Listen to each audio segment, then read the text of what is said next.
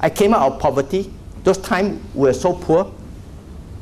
One day my primary school classmate wanted to visit me, my kampong. I said, no, please don't come. And the boy came with chauffeur driven. I went to hide because there was a hole in my shorts. I felt so embarrassed. I realized the way to get out of poverty is education. I believe truly in that. So I decided the MHC should embrace a CSR called Goducate, means go and educate. They are born poor, but it doesn't. We have to somehow bring them hope to education. So this is Cambodia. We're supporting them with vehicles, and we sponsor a children's home. And this is Philippines. We built we supported a 15-hectare piece of land to help farmers learn organic farming. They grow bitter gourd, pumpkins, and so on and so forth. Then the housewives learn how to make perfume, detergent to make a livelihood, because they have a piece of land but they don't know what to do. So we provide this session, and we went there with Dr. Tan to have an opening. Okay, this is my boss, Cecilia, sitting down here, holding the bitter gourd, so happy. I never seen such a big smile in her life before.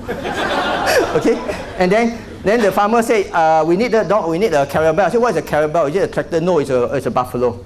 Then I said, how much is a buffalo? We need it. Then I said, okay, that one, right? Okay, let's go and buy. So we bought a buffalo for them, and we donated a vehicle for them.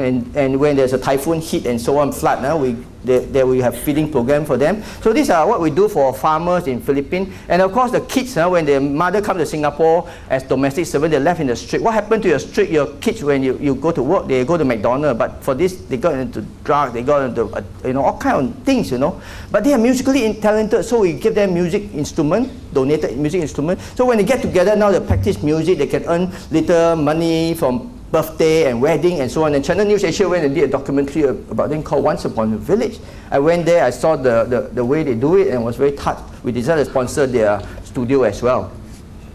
And in Sabah, we are supporting over 2,000 children in about 17 kampongs. These children escaped from the bottom of Philippine Mindanao and escaped and hide in the forest. They got no paperwork, so they got nowhere to go to school. So we decided to build kampong school and help the mother to be teachers to teach them. And when two children were asked, so what do you want to be when you grow up? They said, before I attended this school, I just dreamed of one day maybe become a maid. But now I dream of becoming a lawyer. When she said that, the teachers cried. And I realized that we are not just giving education, we are giving hope. We must give hope. Leaders, you must give hope. Business must impact life, must change society. Leadership during that hard time will determine what kind of leaders you are. It's a Low speech. I thought his ability to capture an audience's imagination was exemplary.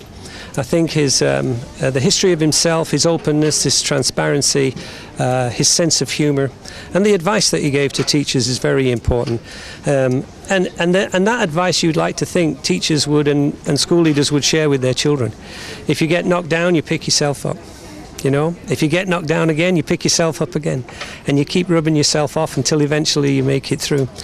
I thought it was a good speech. I thought it was entertaining. I thought it had some good information in there, and I know the audience enjoyed it.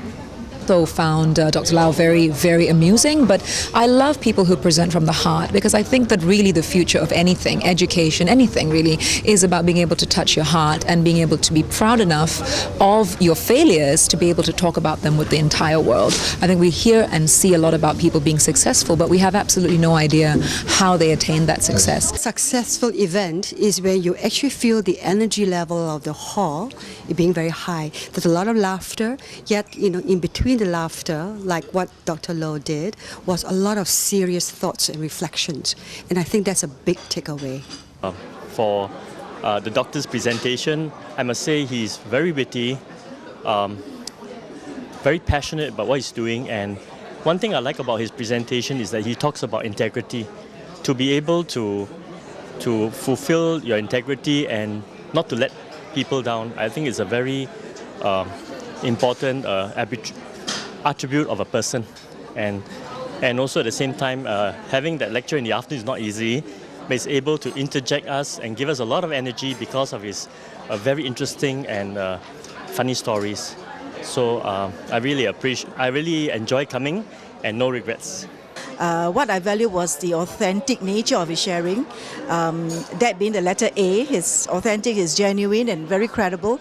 And I think he shares the essence of it without even having any kind of camouflage. The other thing was he being very true to himself, and I found that very credible. What's more, I think I value a lot his being very candid in his sharing. And I think that brings a lot of credibility to what he has said. I would say that a lot of insights I've learned today from the sharing of Dr. Low.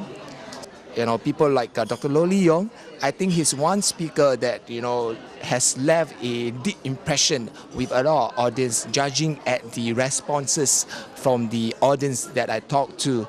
If you notice his speech, he is somewhat an unconventional person, because my takeaway from his speech is that he's someone who is very real, very original, I would say, very original, and of course very humorous.